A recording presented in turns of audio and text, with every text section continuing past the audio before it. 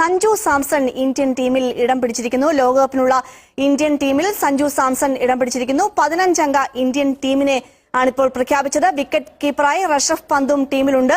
ഹാർദിക് പാണ്ഡ്യയാണ് vice captain. KL രാഹുലിനെ ഒഴിവാക്കി. ഇത്രയും വിവരങ്ങളാണ് ഇപ്പോൾ എത്തുന്നത്. എന്തായാലും ഇപ്പോൾ മലയാളികളെ സംബന്ധിച്ചും സഞ്ജുവിനെ സംബന്ധിച്ചും അങ്ങേയറ്റം സന്തോഷകരമായ നിമിഷമാണ്. ഈ അടുത്തിടെ വളരെ മികച്ച ഫോമിലായിരുന്ന സഞ്ജുവിന്റെ ആ ഫോം തന്നെയാണ് ലോകകപ്പിലേക്കുള്ള ഇടം പിടിക്കുന്നതിനുള്ള ഈ ഒരു തീരുമാനത്തിലേക്ക് എത്തിച്ചത് എന്നുള്ള കാര്യത്തിൽ സംശയമില്ല. ഇപ്പോൾ വിശദാംശങ്ങളുമായി ന്യൂസ് ഡെസ്കിൽ നിന്ന് മരിയ ട്രീസ എബ്രഹാം ചേരുന്നു. മരിയ, അത്രത്തോളം സന്തോഷകരമായ നേട്ടം, കാത്തിരുന്ന നേട്ടം.